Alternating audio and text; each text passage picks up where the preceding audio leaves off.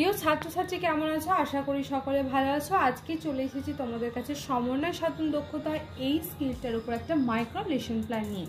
তো চলো দেরি না করে শুরু করে দিই। তো তার আগে বলে রাখি, যারা এখনো পর্যন্ত আমার পালকুমার স্টাডি চ্যানেলটিকে সাবস্ক্রাইব করোনি তারা কিন্তু অবশ্যই চ্যানেলটিকে সাবস্ক্রাইব করে আমার পাশে থেকো।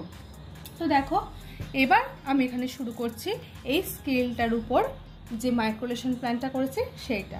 দেখো, প্রথমে এখানে 3টে রো করেছি। এখানে দিয়েছি শিক্ষণ সংস্থার নাম, শ্রেণী প্রথম, শিক্ষার্থীর সংখ্যা 10 জন, সময় 6 মিনিট, শিক্ষার্থী, শিক্ষক অথবা শিক্ষার্থীর নাম, ক্রমিক সংখ্যা, তারিখ।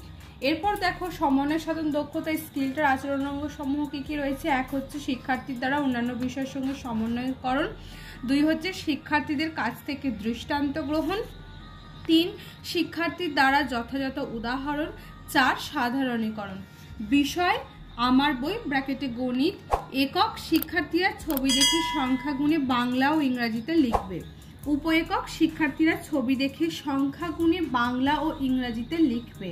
আজকের পাঠ শিক্ষার্থীরা ওই একই হবে, শিক্ষার্থীরা ছবি দেখে সংখ্যা গুণে বাংলা ও ইংরাজিতে লিখবে। যেহেতু এটা মানে হচ্ছে প্রথম শ্রেণী, তাই এদের অতটা একক উপ এককে ভাগ করা নেই, তাই যতটুকু পেরেছি এখান থেকে সংগ্রহ করেছি।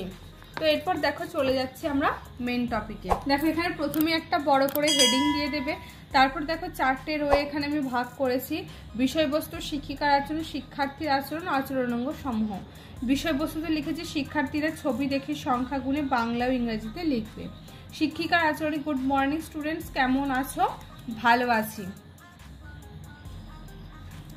দেখো তো আমি তোমাদের জন্য কি এনেছি। এখানে তো অনেক ছবি আঁকা আছে। চার্ট দেখে বলো তো কি কি ছবি আছে। এখানে ফুল, পেন্সিল, বল, প্রদীপ ইত্যাদির ছবি আঁকা আছে। শিক্ষার্থীর কাছ থেকে দৃষ্টান্ত গ্রহণ। এবার দেখো এখানে ফুলের ছবি আছে। এখানে গুণে বলো তো কটা ফুল আছে। এখানে একটা বক্স করা আছে।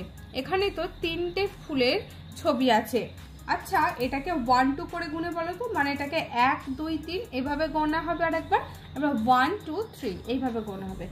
ওই জন্য বলা হয়েছে। আচ্ছা, এটাকে 1 2 করে গুণে বলো তো কটা ফুল আছে। এখানে 3টি ফুল আছে। ইংরেজি বিষয়ের সঙ্গে সমন্বয় সাধন। রিকু, তুমি কয়েকটি ফুলের নাম বলো তো। গোলাপ, গাঁদা, বেল, নয়নতারা ইত্যাদি। যথাযথ উদাহরণ।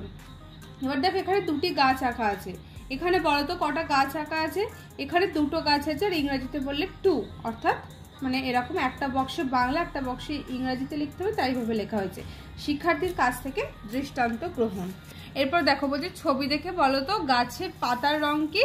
গাছের পাতার রং সবুজ। পরিবেশ বিষয়ের সঙ্গে সমন্বয় সাধন। টিঙ্কু, তোমার পেন্সিল বাক্সটা আমাকে দাও, আর সকলে গুণে বলো তো টিঙ্কুর বাক্সে কটা পেন আছে।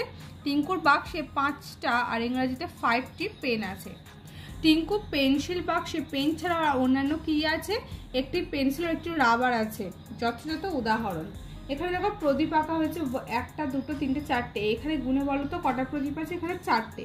ইংরেজিতে বললে কটি প্রদীপ হবে। 4টি, 4টি। ইংরাজি বিষয়ের সঙ্গে সমন্বয় সাধন। এবার দেখো এখানে 5টা বল আঁকা আছে। এখানে কটি হবে বলো তো। এখানে 5টি বা 5টি হবে। সাধারণীকরণ। তো এই ছিল আজকের টপিক। আশা করছি বিষয়টি তোমাদের খুবই ভালো লাগবে।